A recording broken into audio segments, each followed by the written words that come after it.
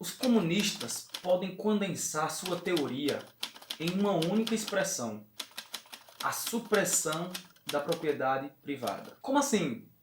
Marx está sugerindo que eu tenho que entregar a minha casa? Meu carro? Meu casal de canário do reino?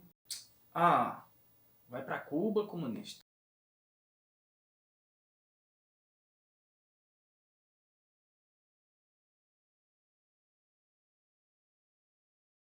Bem, pessoal, esse é o episódio 1 do nosso novo projeto do canal Dialetizando, que é o Laboratório Proletário. E o tema do vídeo de hoje é: o que querem os comunistas? De maneira geral, o comunismo ele é um termo bastante vulgarizado no senso comum. Alguns até dizem que é coisa do demônio. Todavia, o que de fato pode caracterizar o comunismo ou uma sociedade comunista? Bem, vale lembrar que, apesar de todas as acusações que fazem a Marx, muito pouco ele tratou de como seria, em suas especificidades e particularidades, essa sociedade comunista. Todavia, em algumas obras, principalmente o Partido do Manifesto Comunista, Marx nos fornece alguns pressupostos que nos ajudam a entender elementos fundamentais de uma sociedade comunista. No senso comum, comunismo está ligado a você doar suas coisas para os outros,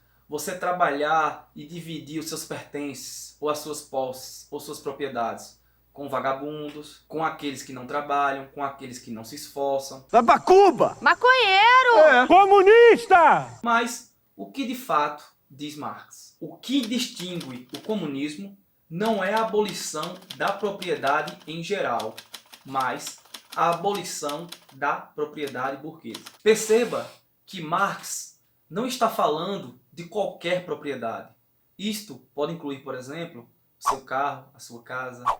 Não se trata dessa propriedade, mas do que ele está chamando de propriedade burguesa. Inclusive, recorrendo à história, vale lembrar que a propriedade ela também já foi feudal e também já foi escravista antes de ser burguesa. Então, não há nada de natural nesse tipo de propriedade. Pelo contrário, ela é um processo histórico. Marx é ainda mais claro em outro trecho do Manifesto do Partido Comunista. Nós, os comunistas, temos sido censurados por querermos abolir o direito à propriedade adquirida pessoalmente, fruto do trabalho de um homem.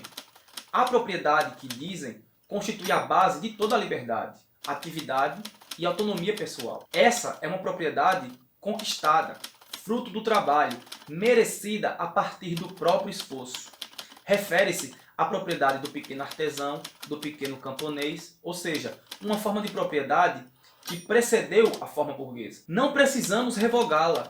O desenvolvimento da indústria já a destruiu em grande parte e continua diariamente a destruí-la. Ou seja, não se trata da propriedade dos trabalhadores ou daquela propriedade que compõe a renda do trabalho. Inclusive, esta ou estas, diz Marx, já está sendo há muito tempo destruída e apropriada pelos próprios capitalistas. Por isso que não tem nada a ver com suprimir as posses do trabalhador ou da trabalhadora. Pois essa renda do trabalho, o salário, ela não é capaz de produzir qualquer provento líquido que seja capaz de criar poder sobre um trabalho alheio, sobre o trabalho de alguém. Em outra nota, Marx diz: queremos apenas suprimir o caráter miserável dessa apropriação, pelo qual o operário só vive para aumentar o capital, na medida em que seja de interesse da classe dominante. Inclusive, o próprio pressuposto liberal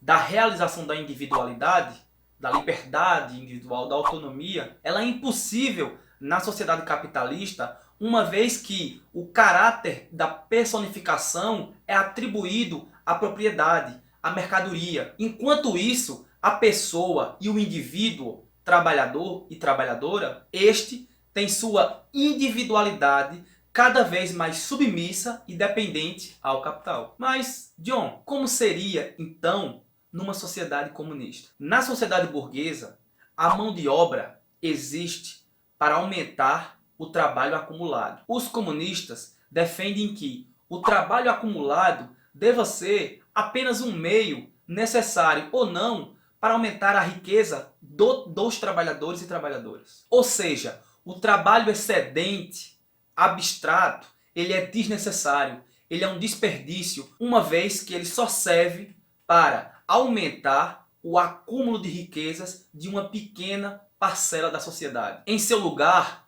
trocaria-se esse trabalho desnecessário e abstrato por uma forma de trabalho necessário, onde o tempo de trabalho útil estaria orientado para produzir valores de uso necessários para o bem da humanidade e não para o lucro. Mas, John, afinal de contas, e como seria essa nova forma de trabalho na sociedade comunista? Bem, esse é o segundo episódio do nosso Laboratório Proletário. Então, fica no aguardo.